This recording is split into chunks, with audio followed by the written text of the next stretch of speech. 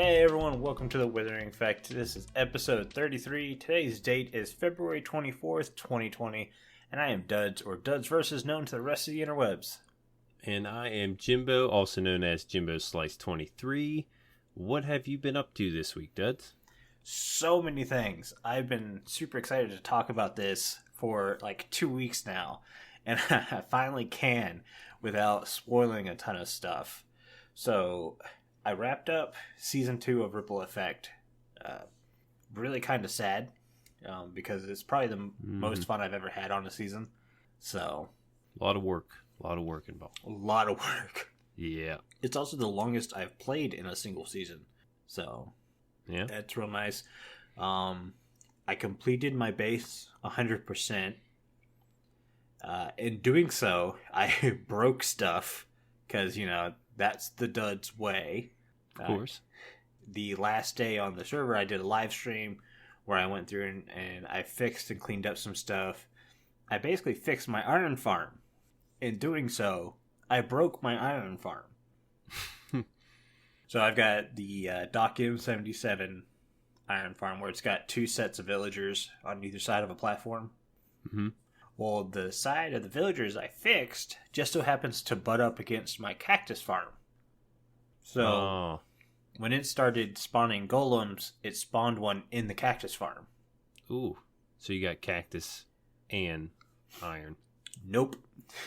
No. The iron golem won't die. So the iron farm thinks that there's still an iron golem alive, so it's not producing iron golems anymore. Oh boy. So the farm is essentially 100% broken instead of being only 50% broken. Awesome. I decided to wrap my season up there anyways. I was like, I'm not dealing with this. This is stupid.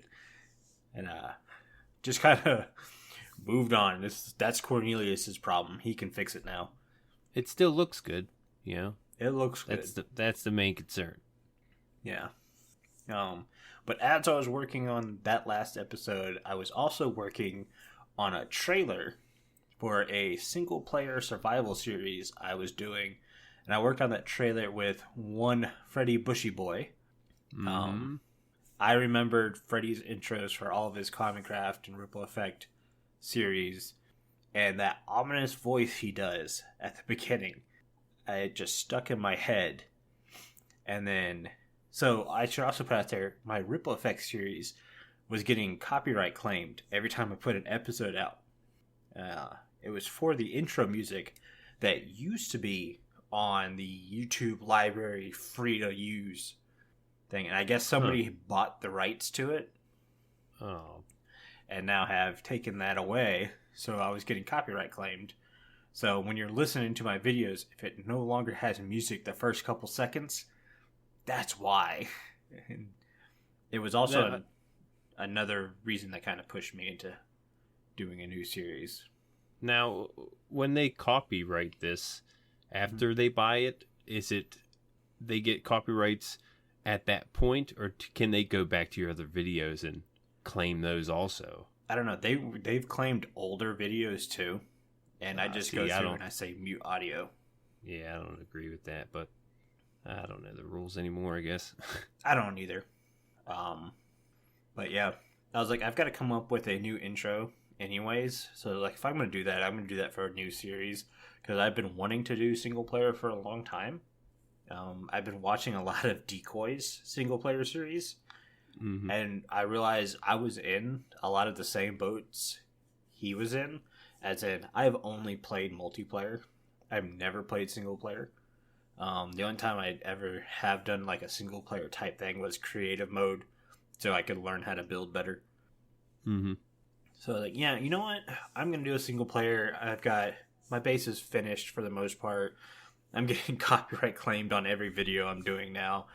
If I'm gonna start over, let's just do something completely different. And it's a good point too, because I was working my way to the 2.5 season of Ripple Effect. But even that seems to have kind of slowed down a little bit. So I was like, if I'm going to start over, let me start over with the single player series. Because I'm obviously going to come back for season 3. I'm not going to miss that. And I'm sorry if I sound weird. This time I remembered to put the cough drop in my mouth before we started recording. Stops the cough. Yes, but it's extremely large, and I have trouble talking because it keeps bouncing around in there. Anyways, I was going to say something, and then I realized I probably shouldn't say that on the internet. I do that often. Yeah. Where the heck was I? Oh, yeah, so starting this single-player series, I was like, what am I going to do that's going to be, I don't want to say different. I finally get to call my own shot. Because even in Hermitcraft, while I kind of had the last say, everything was a democracy. And as long as most people agreed with it, I was like, okay, let's go with it. There were some things people were pushing for and that I just vetoed right away because I knew it was just not going to be fun and bad. Mm-hmm. But for the most part, it was a democracy, and we put some stuff in there I wasn't so sure about. But this time, it's a single-player world. I can put whatever the heck I want into this world. You're the king of the castle. Exactly. Too bad I'm not building a castle this year. Yeah. I'm done with castles and keeps and stuff like that. Stared at one for 2 years now. But yeah, so I want to play with data packs. I want to play with data packs a lot.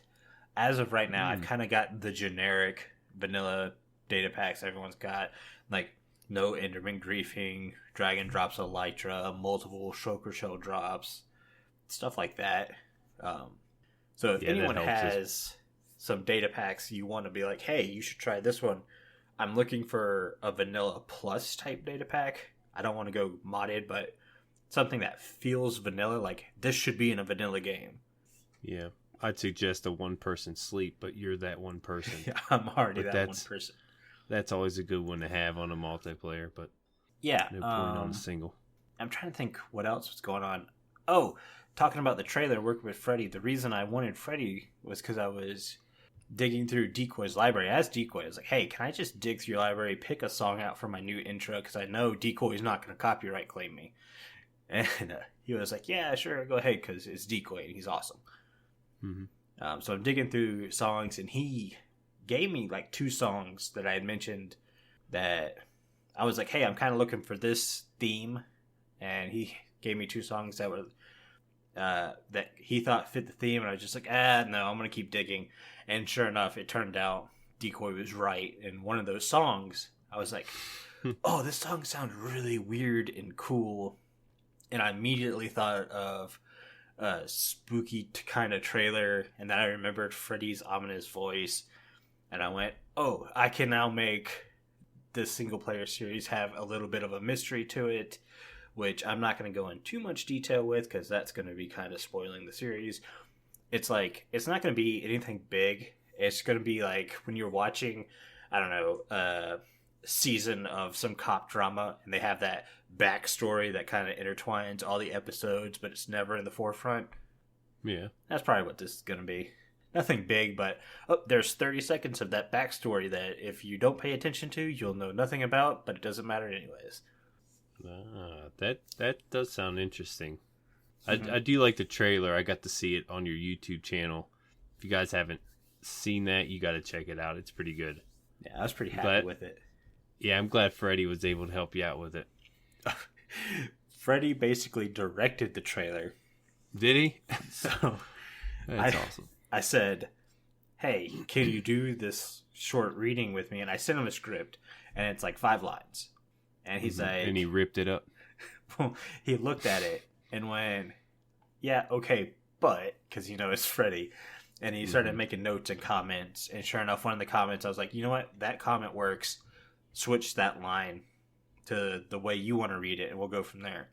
So he reads his parts and records it. I get it. And then I'm playing his in Audacity, and I'm hitting the record button, trying to answer and talk back to him. And I'm finding that the stuff I wrote down for me to say doesn't necessarily fit with his new stuff, so I change it just a little bit. And then I send it back to Freddie, and then Freddie's just like, you know what? You said this, so now I want to say this. So he did that, sent it back to me, and I'm like, well, now you said this, I kind of want to say it this way. And I sent it back to him. He's like, well, you changed it again, so I'm going to change it again. And he sent it back to me. And then I did like the first cut of the trailer, which is what you, Decoy, and Carl saw in our Withering Effect chat. sent it back to Freddie, and he was like, "Yeah, it's good, but." He just kind of kept giving me details, and it was all good stuff. So I was like, dang it, Freddie, you're always right. So I'm constantly changing it. And yeah, so I really should have put trailer directed by Freddie Bushboy on there. Yeah, well, it did. It turned out great. I'm surprised how many revisions it went through. It took about 7 or 8 renderings before that final one. As long as you're happy. I mean, it did end up really good. Yeah, I think it turned out really well. But yeah, I started playing on the new world already. Forgot how much bows hurt when you don't have armor on. Mm-hmm. Almost died the second day. Oh, man.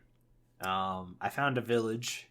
So the first thing I did was immediately, the second all the villagers ran into their little huts, blocked them in. Yep. I was like, nope, you guys aren't getting out. You're not dying because I'm going to need you later.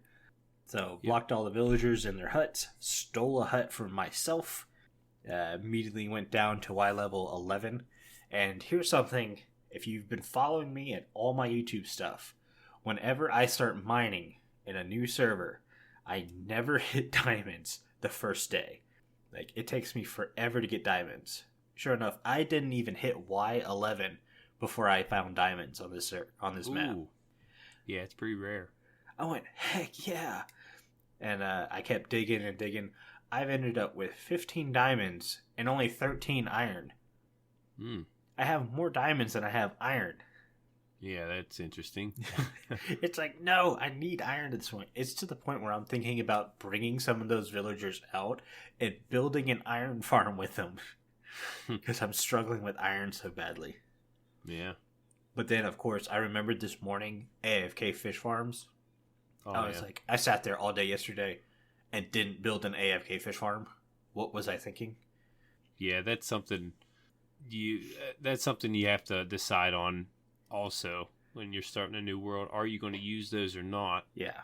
Because they can be OP. Some people feel like they're OP. Mm-hmm. But I don't mind them. It depends on how you use them. If you're sitting there for 24 hours straight using it, yeah, it's OP. Mm-hmm. But I do AFK fishing on like spurts of an hour, maybe 2 hours at most, and that's it. Mm-hmm. Yeah, and once you establish yourself, you're it kind of goes away. You never fish again, really. I think I stopped AFK fishing in the ripple effect by like the second I moved out of my spawn house. I stopped because I had no reason to go back to spawn. I think that's when I stopped using it. I think I had to go back because I died just so many times. Mm-hmm. I just kept losing everything. Yeah. But yeah, that's kind of it for my week. Like I said, I had a lot of stuff happen. Yeah. But I'm super excited about. Let's get on to you. What have you been doing this week? Well, I did get on the Ripple Effect server. Mm-hmm. I think it was yesterday and today. Just trying to finish up some stuff on the tower that I'm building in season 2.5. I did move over there. I want to get that finished up because I want to make a finale. I do want to put out another episode of Ripple Effect before this season ends. We know there's seasons ending everywhere, so I like to join the club. Yeah, we're not necessarily saying Ripple Effect is ending because there's still players playing on the server. It's just that I decided my season was done, and obviously Jimbo's now deciding his season's going to be done soon. Mm-hmm. Yeah, and I like to get that done because there's a lot of unfinished business on my mountain. Mm-hmm. So you probably won't see this video for a couple weeks because I am after this tower, which I only have the top part to do. Mm-hmm. Once I finish that top part and then close it in, because Winter put, I think, 8 or 9 iron farms in this tower. Holy cow. I don't know how he did it or why he would put so many in there. But I had a certain shape for the cap of this thing, but now I got to make it a little bit different just because of the height of this, the iron farm inside of it. But it's manageable. Yeah, it's the bad thing is not many people are on the server now to even use this iron. I looked and there's like a double chest of iron blocks. I got on there and I was just doing the ceiling, and it didn't take long. Probably took me an hour. And the chest is full, and it was empty when I jumped on. I think Winter cleared it. But Wow. yeah, it's over the top iron farm, but I think that's what he was going for. But yeah, once I finish that, I want to go back to my mountain. I got a lot of stuff to do there. I don't want it to go unfinished. Yeah, I want to see that mountain done. Yeah, I'd like to. I don't have a before and after picture. I might. I didn't have a before and after either. What I did is I found the seed in our original season notes and started a new single-player world in Java 1.13. And then I teleported to where my base was. It took screenshots of the land not touched. And then jumped back on the ripple effect. Went to the same exact spot I took those screenshots. Yeah, I like that before and after. Yeah, I thought it turned out really cool because you really don't see the massive amount of work I did to that area until you see, well, holy cow, that entire area was gray before I started, and now it's green. The thing is, like, you showed a picture of, the mountain and stuff. I was like, oh, that's probably the outside. And, it switched and you got to see what it became. I was like, I was right. And then the next one was, like, inside the mountain, like, cove, the holler of the mountain. I was like, that's got to be the back of it. And it was the inside of your castle keep. I was like, holy crap, I'd have never thought that was there. It's pretty cool to see the before and after because of that. But that's something I'd like to do. I think one thing that I thought was cool is somebody noticed that in the before shot, there's an oak tree in the middle of the hollow. And then when you look at the after shot, there's an oak tree in the same spot, but it's a custom tree. And it's like, yes, that was the whole purpose of that stupid custom tree, was to remember that there was an original tree there, and I just redid it to fit the area. Yeah, I'll have to go back and look at that. I'd never noticed. I was just trying to guess what you built there. Yeah. The backside of that base looks horrible. I got so sick and tired of being back there that I just didn't do any work back there. Yeah. Well, you did so much to the front, and looks good. Still looks good. But yeah, I'm gonna have to do that. Get a before and after, look at it. I did a lot to the outside. I don't think I'm gonna finish the inside too much. The bottom's pretty much done with all my redstone and stuff. But above that, I had like a village, and that's inside the mountain. And to fill that up would just probably take way too long. I might put a couple things in there to make it look more alive. That was the plan. But I really want to get the outside done. That's my main focus. Yeah. Well, you have those custom trees that take a while to build, but they look so good. Yeah. Yeah, that's what's probably going to take up most of my time. It's not hard to throw some podzol down and, incorporate it with the prismarine. Almost forgot what my mountain was made of there for a second. That's one thing I'm kind of like, yay, I'm starting a new series, and then, wait, now I have to build the Guardian farm. Crap. Oh, yeah. Well, can't wait to see that. My roommate Swabby made mention that is like, the one thing you don't realize is what happens when you need a sticky piston. You need redstone, iron, and slime. So that means I got to build a slime farm. And it's like, I'm building all these farms myself now, which is kind of cool because I've never built a slime farm. I've helped build slime farms, but I've never built one myself. I've built a Guardian farm, but that was a while ago, and that kills me. Yeah. I've done a witch farm, I think. Never done one of those. I've done a slime and a Guardian, but not a witch farm. That's something I'd like to do maybe next season. Not too sure. But, besides that, getting everything ready to wrap things up on that, I do want to start a 7 Days to Die series. I started recording a little bit, edited a little bit. I'm just going to go until I die. So you might get 1 or 2 episodes out of it. I don't know that's how kind long. Of a way to do it, though. Yeah. Just so I don't know, I'm more careful, but I do want to put myself in danger. I don't know. I got a certain way I want to do it. I want to give myself rules, Basically, you're gonna live till Ripple season 3 starts, and then you're just gonna Leroy Jenkins yourself into a bunch of zombies. That'd be the way to do it. I hope I live that long. I don't see that happening, but I don't know. I've been playing a little bit. I've gotten used to playing it. So after going back to Minecraft in 7 days, though, I get my buttons mixed up. So yeah, what's the biggest difference between Minecraft and 7 days? Because they're kind of a lot like the same way as in their survival game with crafting and base building, mining also. Yeah, mining. There's a lot of similarities in that way. The blocks are different. You don't get a wide variety of blocks by any means, or paint and colors and stuff. Yeah. But the main focus is surviving the zombies. So you wanna fortify yourself and get yourself fortified very well, because every 7 days this horde of zombies is coming after you, and you got to go through. You got to loot just like in Minecraft to get gear.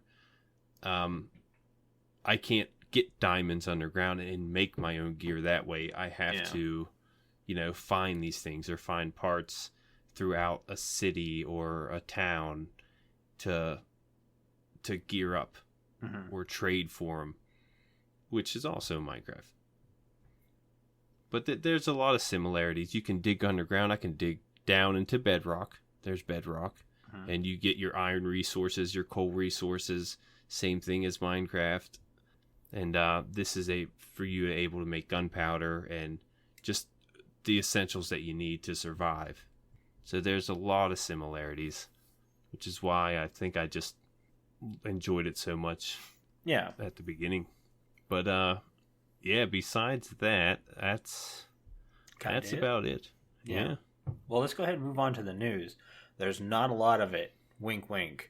Nope. We do get a new snapshot, probably the smallest snapshot ever made. Snapshot 20W08A, and it's a bug fix with villagers' saved memory disappear when upgrading to 20W07A. So, glad they rushed that fix out. That's big for people who like playing on the snapshots. I also want to put out there, playing on the snapshots is dangerous. You could lose your world. Think about that. Also, back it up a lot. We've had that issue before. Yeah. What about you? In other news, what about we have the Minecraft dungeons have been added to the Java startup menu. So as soon as you bring up Minecraft in Java, not sure about the Bedrock edition, but you can see on the left hand that Minecraft Dungeons is there. It's not you're not eligible to play it, but it is coming soon. So yeah, I think they've got a spot where you can sign up for updates and learn about the game and stuff like that. Yeah, which is, if you go to Minecraft.net, which is something I do every week to get news and stuff for the podcast, those updates are on that website too. So that's another place you can look at. But speaking of other Minecraft games, this is something I've been wanting to bring up for the last couple of weeks, but I keep forgetting. Is anyone still playing Minecraft Earth? Not me. I was gonna say, I'll take that silence as an answer. I never played it because I didn't really see the appeal. I don't like playing games on my phone. I especially don't like trying to do VR stuff on my phone. One, I have a 4-year-old phone, so the battery dies like instantly. But also, I get motion sick really easily. So yeah, there's a couple games I play on my phone. Not many. Minecraft isn't one of them. Even the original Minecraft. I love the game, and sometimes before I was playing it on my phone, but once you play it on the computer, what's the point? Yeah. Minecraft Earth is even smaller. You get one section to build on, and that's, I don't know, it's not for me either. I couldn't sit there in one's place and try to build something. It's a cool idea, but it's not for me. Yeah, I'm the same way. I thought it was a cool idea, and the way a lot of the younger people are nowadays, like there's a lot of people playing Minecraft, Bedrock, or whatever on their phones. So I could see the appeal of trying to do something like that with VR. But I've been one of those people from the get-go. I think VR technology is just a fad and will quickly, or I should say quickly, but quietly go away, kind of like 3D movies have. I don't know if you've been to the movie theaters lately. 3D movies used to be all the rage. Now you kind of have one movie that's going to be in 3D at a time. Mm-hmm. And it's not a big seller either. No. I mean, there still are blockbuster movies, but it just kind of like, to me, I can never justify paying the extra $5 for the 3D experience, especially when I get motion sick sometimes. So it's like, no. But I don't know, maybe I'm an outcast in that, and people love Minecraft Earth, and they love 3D movies. Yeah, I think it was more of the hype. Yeah. Of Minecraft Earth that got people excited about it. You know, I feel the same way. It kind of faded off. Yeah. Don't get me wrong, I'm hyped about Dungeons. I think that's a game I'm going to play. I won't say like regularly, but it'll be like, hey, I want something to do. I'm going to bust out Dungeons, especially if they put it on the Nintendo Switch, because I don't really play my Switch in handheld mode, but if Minecraft Dungeons is on Switch, I might play that handheld. Yeah. Should we go ahead and move into listener comments? Sure. We got a couple today. This one's from SB737's best friend. You hear that, SB737? You've got a best friend, and he wrote our show. Congratulations. Yeah. They say, how about nether wart blocks into nether wart? Then you do the same for blue and get potions of luck. I'm assuming he's talking about the episode where we were talking about how there's blue nether wart block, but there's not blue nether wart. So I'm assuming instead of farming the nether wart, he's saying you can just farm the nether wart block and decraft it into blue nether wart, and then use that to create potions of luck. Potions of luck, I didn't realize were a thing until I read this comment. Turns out they are in Minecraft. They were going to be in 1.14 as an arrow version that the Fletcher would drop whenever you got the Hero of the Village accolade. So this Fletcher would throw that arrow at you, and you could use it to up your loot tables to get better things. Kind of like how Luck of the Sea works for fishing rods. Kind of cool. I could see it being work. I think the problem is they took all this out because I think Potion of Luck's just OP for survival. Yeah. So I don't see it really getting added in there. But I kind of like it doesn't. It doesn't really complement the nether wart, because as a potion it just gives you the awkward potion. Doesn't really do much. That's true. It doesn't really complement it as much. Mm-hmm. It's kind of a whole different category. Sorry, I just realized I didn't touch my mouse in a while, so both my computer monitors went black. That happened to me like 5 seconds ago. Okay, and then they also say Mojang could also use netherwort golems, which piglins would summon in when they feel outnumbered, and the golems could drop nether quartz when they die. I don't see this happening just because of the fact piglins will trade nether quartz now anyways. Yeah, so farming golems I don't think will be a big thing. Plus, I got the feeling the piglins are going to be kind of deadly, so I'm not too worried about them protecting themselves. And then the final part, they also say, I also cobblestone in the nether. I too cobblestone in the nether. Not sure. Yeah, I wonder if they meant inside the terrain, or not too sure. Yeah, maybe have cobblestone spawn in the nether. Yeah, maybe it put it a part of their housings, if they do have housings like huts. Maybe. I got the feeling that's going to be done with all the new nether blocks, though. Yeah. But how about you? What was your listener comment? I got a comment from Avalar, and he was wondering, how do we think the gold farms will be affected with this new update? Okay, you go first.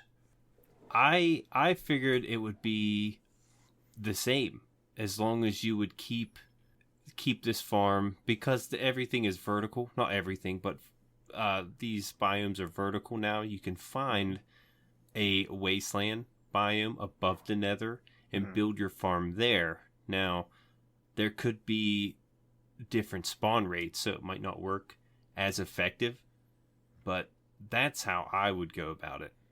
Yeah. And I'm going to say the exact same, except go the opposite way and saying gold farms will be broken because biomes will be vertical now, and just going above the nether won't work. You have to find a nether waste area, and it has to be large enough to fit the nether or the gold farm in it. So, yeah, you do have to find like the perfect area, which isn't very fun. For some reason, my roommate thinks now is a good time to break down boxes. Yeah, so gold farms, I think they're going to get changed up a little bit. I don't know for good or bad. I know on the single player world, I have decided that I'm not going to use the nether that much, but I will be using the nether to find a blaze spawner so I can do a blaze rod farm. And wherever that blaze rod farm is, will be where my gold farm is. So at least when I update to 1.16, that whole area will stay nether waste and I won't have to worry about it. There you go. Thinking ahead. Yeah, it's using your head right there. Mm-hmm. So usually at this point in the show, we play a Discord ad. But this week, after reaching half a second episodes, we're going to run a survey over the next few weeks to find out what you guys think of the show. Survey is going to help us keep the show fresh, and we will take all your feedback on board and use it to improve the show going forward. Here's Carl with more information about how to get involved. Hi everyone. With a half stack of episodes under our belt, it's time to find out what you like and don't like about the show, so we can make the next half stack and more even better. To do this, we have put together our 2020 survey that will run from now until the 15th of March at 10 PM GMT. Join me on episode 36 with Duds and Jimbo for the results. A link to the survey is in the show notes and is also linked in our Discord server. Please get involved and let's take the Withering Effect to the next level.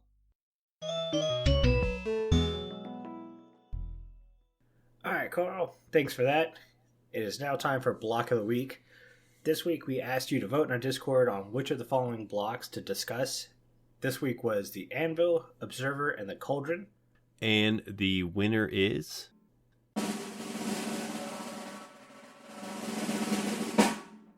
Cauldron. Congratulations. Yeah, everyone overwhelmingly vote for the Cauldron. I was kind of pulling for the Observer just so I can say I think the Observer's texture sucks. If anyone watches my videos, I still use that original Java Observer texture where it's the red square. I hate the faces. Yeah, it is a little weird. I'm getting like a lot of Discord notifications in the middle of recording. Sorry, I don't think anyone's going to hear them, but it's just like, wait, what? Why am I getting bleeps? Yeah, so a cauldron can be used to hold different levels of water. Jimbo made mention that it does other things in Bedrock. We'll talk about that in a second. Mm-hmm. For me, my favorite way I've seen somebody use a cauldron is, I think it was Impulse SV, but he put cauldrons in a ceiling and used that bottom texture. I thought that looked amazing. And the fact that light comes through a cauldron, even better. Yes. Jimbo's upset because that's exactly what he was going to say. And I stole his idea. You beat me to it again. Yeah. The ceiling texture of the bottom texture of the cauldron on the ceiling, it looks amazing for some reason. I think there's just a little bit of light that comes through too, because it is technically transparent. Yeah.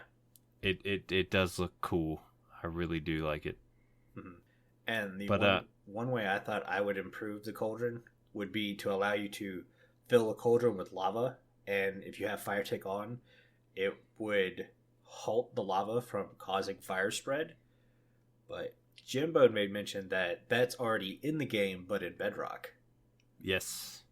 Also, you could put potions in a cauldron in Bedrock. Nice. Didn't know that. Yeah, I know you can use them to like clean banners, Mm-hmm. but that's kind of it. I don't think there's a lot of good uses for cauldrons. I'd like to see them change that. I think cauldrons are a really cool looking block, and I'd love to see them have new things. Like, Yeah, a lot of times I use them as for aesthetic reasons. I Like think maybe it would, a plant. yeah, I think it would be cool to be able to use a cauldron like a what is it called? Holy cow! Why can't I think of the potion brewing thingamajigger? Brewing stand? Yeah, brewing stand. Why couldn't I think of that word? So Because we're recording. that's exactly it. So you have a campfire that technically can cook food like a furnace and a smoker, right? It just does it slower. Yeah. What if a cauldron could make potions, but just did it slower?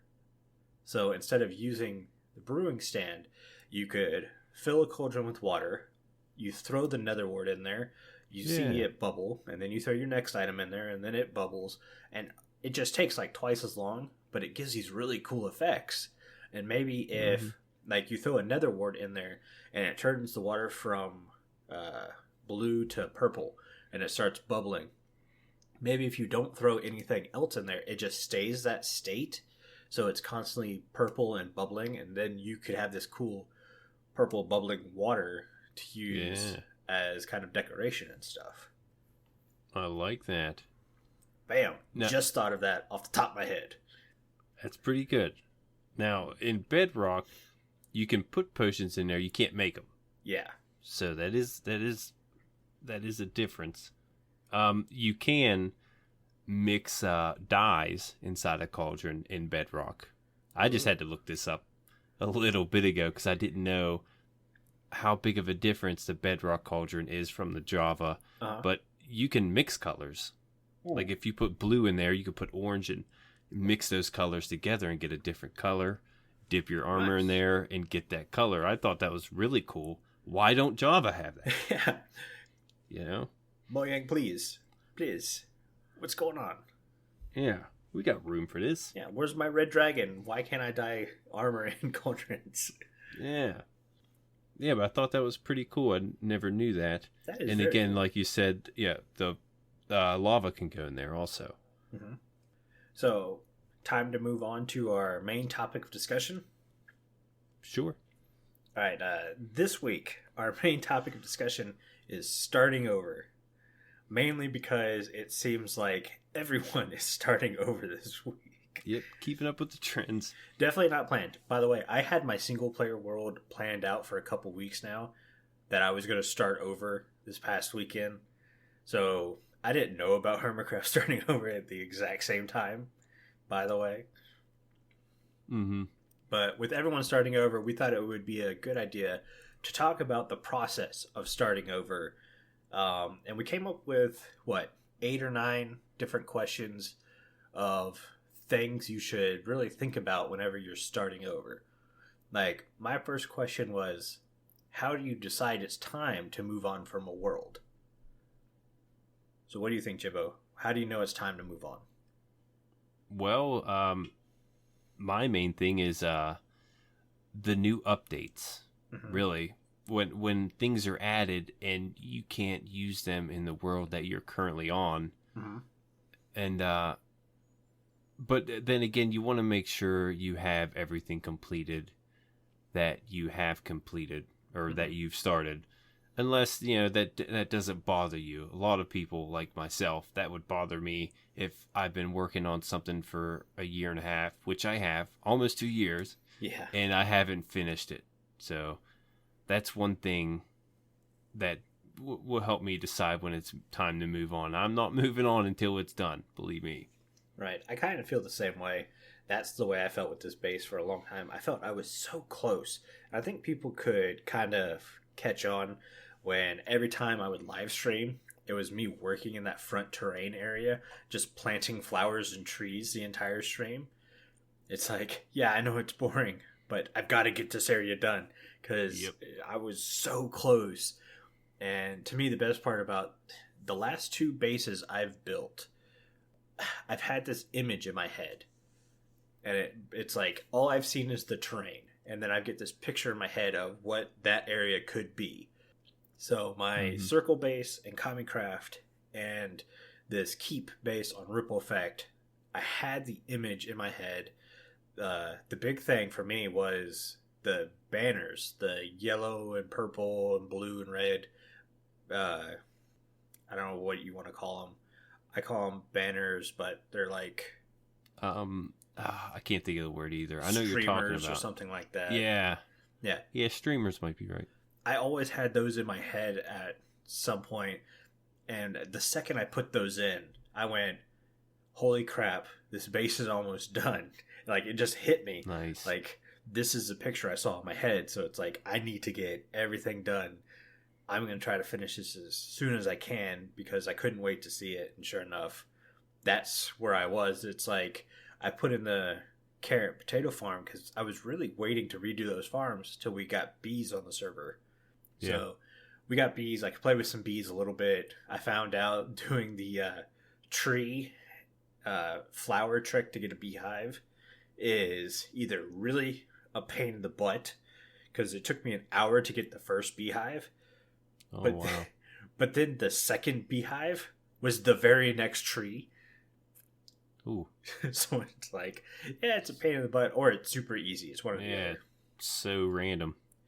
Yeah, but that's where I was at. The second my base looks like the image I had originally thought of, that's where I kind of like, okay, it's either time to move on to a new area, or it's time to move on from this world and start over. I don't like starting over. That's my least favorite thing to do in Minecraft, is to start over.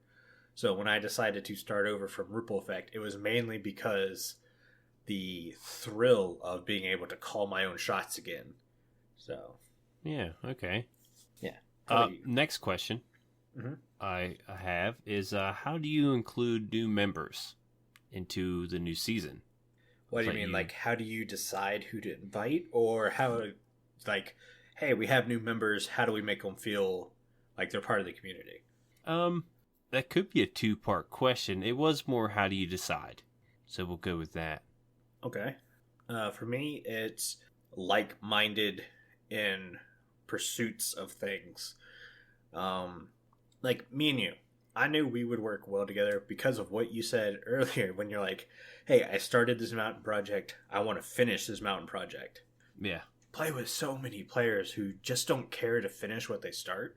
And I get getting burned out. That's something totally different. If you get burned out working on a project and you just can't do it anymore, completely understand. Totally fine. But when you go to build a house in a community area and you build 3 walls and then you're done. Yeah. Or my least favorite thing is when someone starts digging a giant hole to turn it into a base, but they leave and it's just a giant hole again. Yeah, you definitely got to think about that before you dig the hole, what you're getting into. Yeah. Before you do that, because that'll burn you out pretty quick.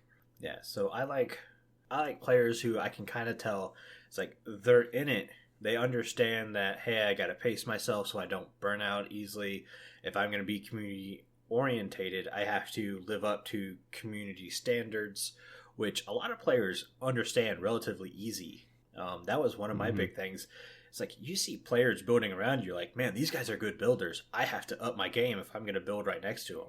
And I think that's the best part about playing on a server, because everyone's like, man, look at that. That's an awesome build. I need to build just as awesome. Mm-hmm. Which could affect them negatively too. They're like, oh, okay, I'm out of here. I just saw Duds' castle. True too. But that's when, like, you as a player need to kind of talk to the new guys. It's like, hey, yeah, you may not think you're this good, but build your own style, and trust me, it'll be just as fine. Mm-hmm. And it's not just about building. You know, you can entertain your audience in other ways. Like, for instance, we were talking earlier about Grian. You don't see him build much. No, but man, he is entertaining in his videos and just the different activities he gets himself into. So, it's not just, you don't have to be the best builder, because there is no one best builder. So when I pick a member, it's more community oriented. You know, the people that been around for a while, people that you know, not necessarily that you've known forever, you know. No, but it's kind of like, am I going to get along with this person, or are we going to have fights over whose diamond block that is? Yeah. By the you way, wanna it's my diamond block. You either want to get to know them right away, or you know them for a while. Yeah. Just to be comfortable, because you might have that opportunity to do a collab with them. Mm-hmm. So that's one thing I look for is just familiarity. There you go, big word. I think I blew it, but thank you for the confidence. I agree. You got to gel with people, and if you don't gel, the server's not going to work very well. I've seen a lot of servers fall apart because no one really gels, and they just go off, do their own thing, and it's basically a single player world with 5 other people. Yeah. So my next question is, how do you change up the new world from your last world? You don't want to keep building the same things over and over again, right? No. Well, there's things that are like essential, like your iron farms, or your farming areas. But like, for instance, I built a mountain. There's no way on this earth I'm going to build another mountain. Okay. There's no way I'm going to do that again. But I because I built the mountain, I've worked with a lot of landscaping, terraforming. I want to move on to something different, maybe redstone, because I'm not as familiar with it. I wasn't as familiar with terraforming and landscaping this season until I tried it. So that's what I might do, just to switch things up completely. That's pretty much the change I'm going to go for. Yeah. Also, a little spoiler alert. Yeah, I agree with you. I said earlier that I am not going to build another keep or a castle in my single player world. That being said, the stuff I used in Ripple Effect, I'm bringing with me. The massive terraforming, the planning out a village. I think if I were to plan out the village again, I could do it a lot better. I felt my houses were a little bit too far spread out, because I really wanted it to be foresty and flowery and look really good. But I think that kind of hurt at the same time, because there was really only like 3 or 4 houses. So it's kind of like, if I would have started smashing houses together, it may have looked a little bit better. Yeah. So, for me to change it up, I'm changing it up in a big way. I'm going to single player, which is a way I've never done before. I'm using command blocks, actually, a decent amount. So I guess this could fall into my next question. So I'm just going to combine the questions, because I say, are you planning on taking advantage of the next update? And I am, but I'm not. So 1.16 is another update. I plan on using the nether a little bit for blaze rods and a gold farm. But that leaves, how do I quick travel to these far off distances? I have no clue where a taiga biome is. I have no clue where the Badlands are, so I can get terracotta. I do have a desert right next to me, so that's awesome. Same with the Guardian farm, or a Guardian temple, so I don't have to travel very far there. But for everything else, I've kind of set out this rule. So if I want to quick travel somewhere, I have to make the journey in the overworld. Ooh. Get to that area. So I say I'm looking for a jungle biome.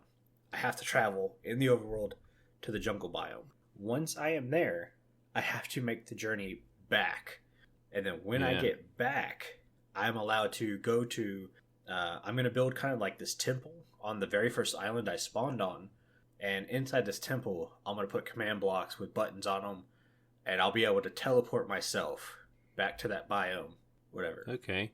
But in order to kind of feel okay about using that teleporting function, I've got to make the journey in the overworld, no matter how far away. If I've got to make 25,000 block journey, I got to make 25,000 block journey. I mean, granted, it'll be a lot easier when I get an elytra, but... Yeah. But this also helps with the lore, the travel and stuff. Also, I wanted to ask about your, if you go to the end, are you just going to have a portal for that? Or are you going to command block it? So that'll probably be another command block. Okay. But you still got to find it on foot and everything, right? Yeah. I'll make it put me in the stronghold right at the portal or whatever. I'll do probably an in-portal room like everyone does. That's always fun. Yeah. Sign your own room. Yeah, so I kind of did a 2-for-1 there. You also talked about how you move on to a new world using an update. So there goes my number 3 question. We don't have to answer that now. Yeah. What about you? What's your number 2 question? Do you change anything from last season, like your music intro, your skin? Is there anything, maybe a new logo, just to fit with what you're doing? And me personally, I have a song that I really like that goes with the Minecraft theme and what I do. So I change it up a little bit, and the skin I think is going to stay the same. I'm not sure. I might have to think about that a little bit. But I did change up my skin for this season. I think it's, just if I'm going to be doing something different, I might change things up to fit what I'm going to do. Like if I'm going to do redstone, maybe I have more of a science look to me, or maybe if I'm doing more terraforming, I got more of like a builder look to me of my character. That could always go with your new look. After the show, give me 20 minutes. I have an idea for your skin. Okay. You don't have to stay around for it. You can go and just look at it in the morning. But I think I've got a cool idea that could work without changing your skin dramatically, but showing a definitely good change. Is there a mohawk? There's still a mohawk. Okay. Okay. I'm in. For me, that was the snooze monster, Susie. But for Susie me, changing her skin? Yeah. I change my skin every season. And for me, going between Ripple to this new single player world, I kind of want to do more of a dramatic change. I say this, but my face never changes or my head never changes. And I didn't bother changing my pants this season because I really liked the pants I had last season. But I really changed the top. It's designed after, if you look at Breath of the Wild, there's the Hylian armor. I really liked how that looked, so I kind of modeled my skin after that. And then we've already talked about my intro music got copyright claimed, so I have to change it. Yeah, that's got to be changed. It needed to be changed anyways. I was still using my old red and silver Duds logo, and now I'm blue and green, so it's kind of like, it needed to be changed. So plus Decoy is hooking me up with some intro music. I've also decided the songs, if you listen to my videos, I play music throughout the episode. It's just really quiet, so it's not intrusive. I'm going to get rid of all my old songs, and I'm just going to use like the actual Minecraft music, not in-game music. I'm going to download the MP3s of the actual in-game music so I can adjust the volume better. Yeah, and they come in and out sometimes. Yeah, and I'm just going to use that music because it's obviously copyright free. Yeah. And it'll fit the tone of the episodes a lot better.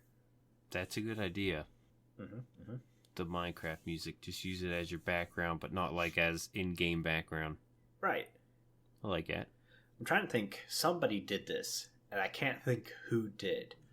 Well, I know. Got it from someone. I think Exumavoid does it for all of his live streams.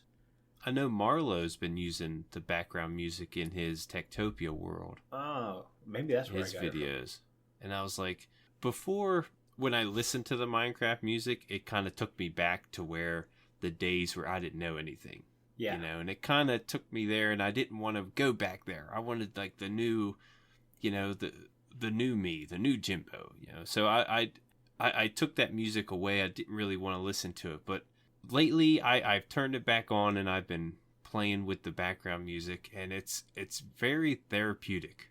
Something about it is very therapeutic. So I'm starting to enjoy it. I don't know if I'm going to have music in the background. I usually don't unless there's like a action scene or something. I'll throw something in there just to fit whatever. But yeah, I'm not too sure if I'm going to have any background music. Gotcha. Let's go with my question number 4. Do you know what you're looking for in a new world? Like for me, I was like, I want to build on an island. I was like, do I want to do a mushroom island? Because then I don't have to worry about spawns or anything like that. But I found a really cool looking island on Reddit.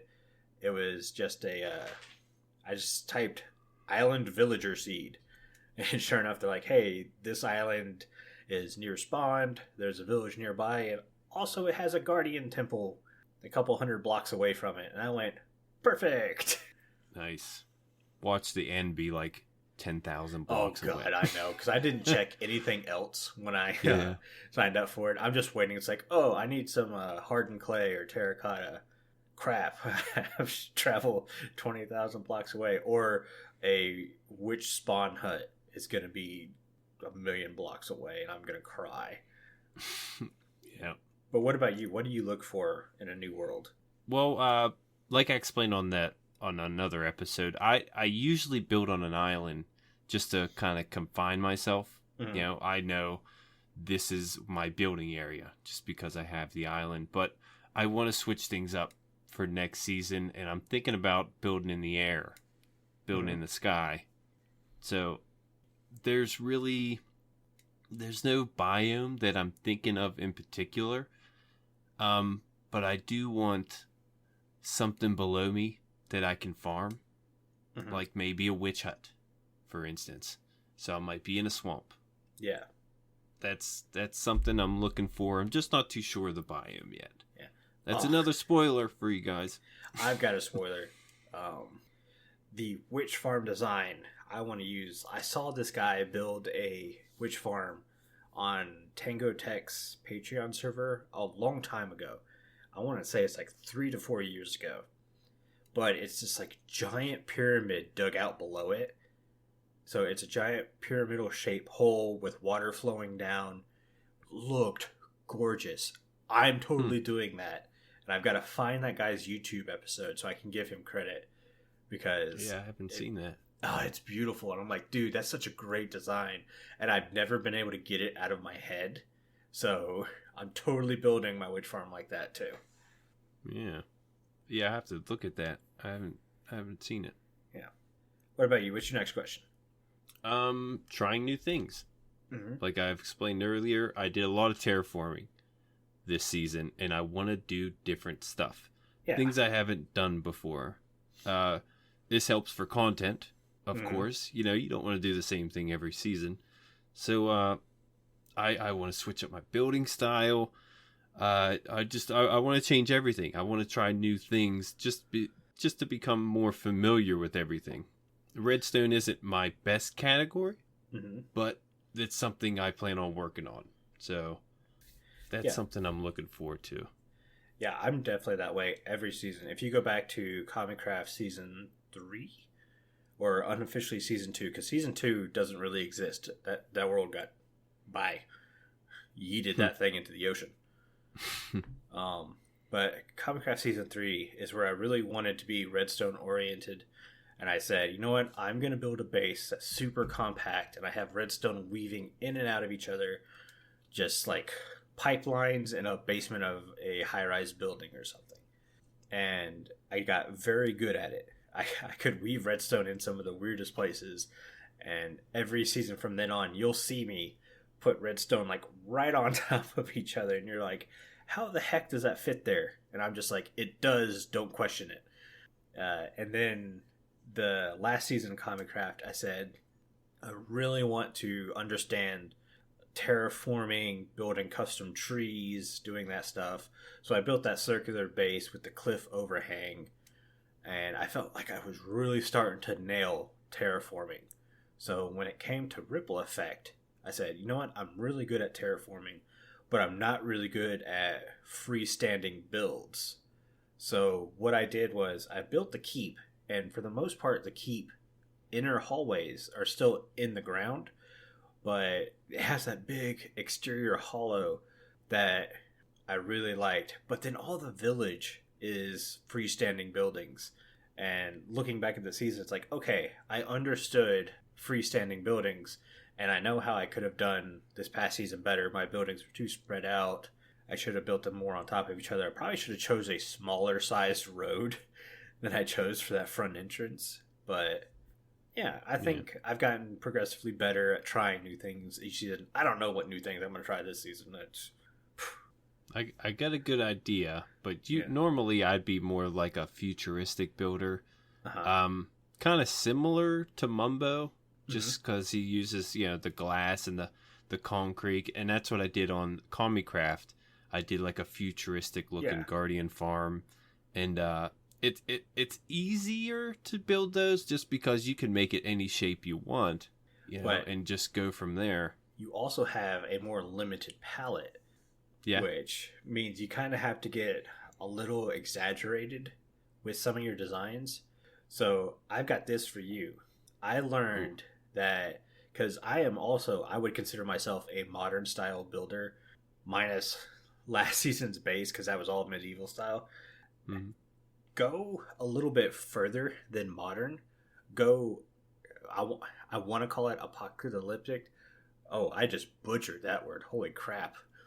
Apocalyptic? Yeah, but do kind of like modern rubble, because then that allows you to use like cracked stone bricks and stuff like that while you still have a modern look. Okay.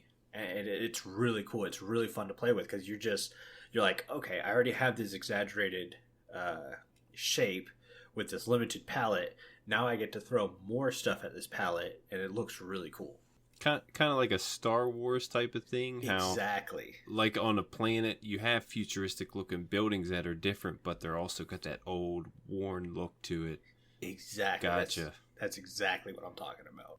That's not bad. I might use that. It's very fun to build that way. Yeah. That's it. That's something I haven't done. Like it. Yeah, but okay, so our last question, because we're starting to run out of time. We were worried about this podcast. Yeah, I think we come up with these questions an hour ago. Jeez. Yeah. So our last one is, do you want the season to be YouTube focused or stream focused? Mine, I'm mainly gonna go with YouTube. Mm-hmm. I enjoy making or editing my content. On a stream you can't really edit it, right? So it's kind of you get what you got, or I don't. Is that the right expression? I don't know, but you understand. Yeah. But YouTube, you can edit things. You can put music in there. You can make it a little bit more fun, like a boring scene.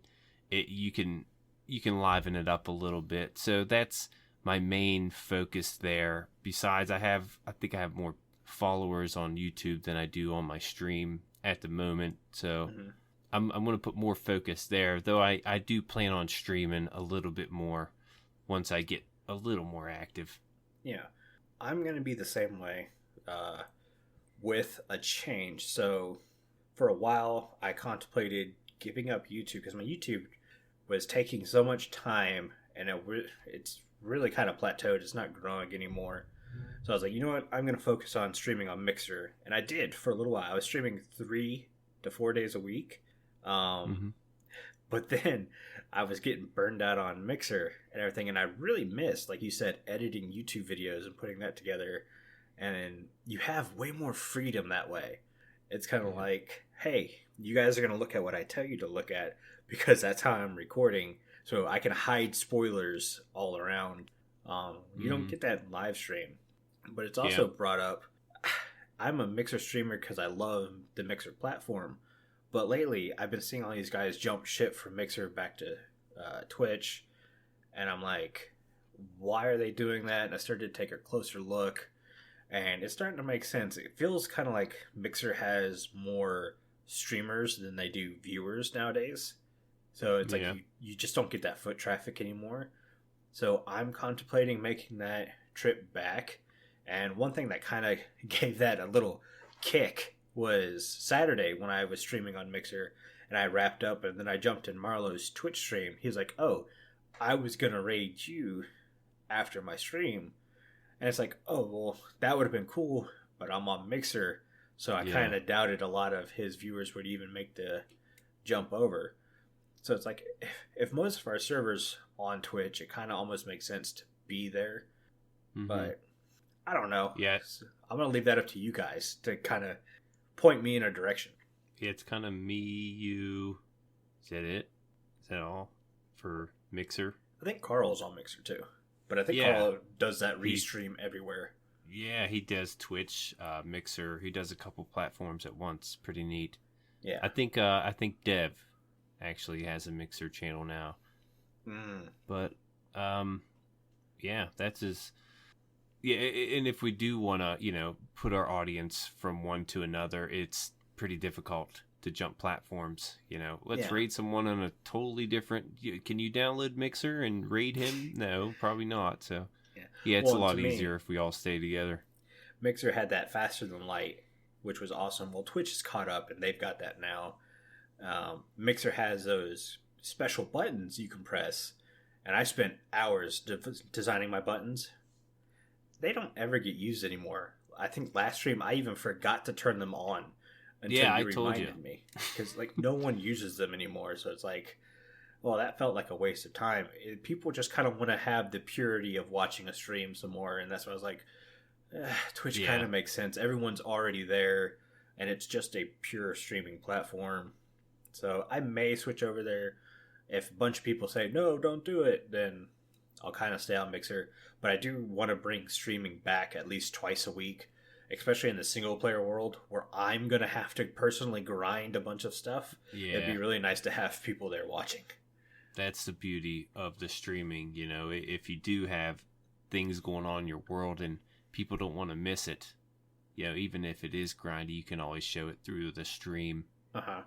And it helps get viewers to YouTube if that's what you wanted to do. Yeah. But I think the show's run on really long, way longer than we thought it was going to. You want to go ahead and read this out? Yeah.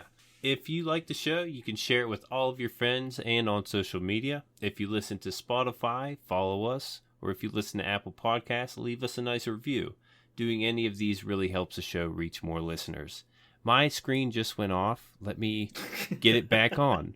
If you would like to get in contact with the show, send an email to podcast@rippleeffectsmp.com. Tweet us or join our Discord where you can have a chat with everyone who works on the show and fellow listeners. The links are in the show notes. Yeah, we can't go an episode without messing up the outro. Jeez. All right, this show has been brought to you by Jimbo and myself, but also our digital producer, Carl. He helps make sure the show ends up where it should be and not in a trash can somewhere because you're starting over. The amazing music you hear in the intro and outro was created by the one and only Decoy. Also, my single-player world, the music's created by Decoy. Everyone's social media info can be found in the show notes. You guys have been awesome. Thank you so much for getting withered with us. You should probably go drink your milk now. Bye. See you later.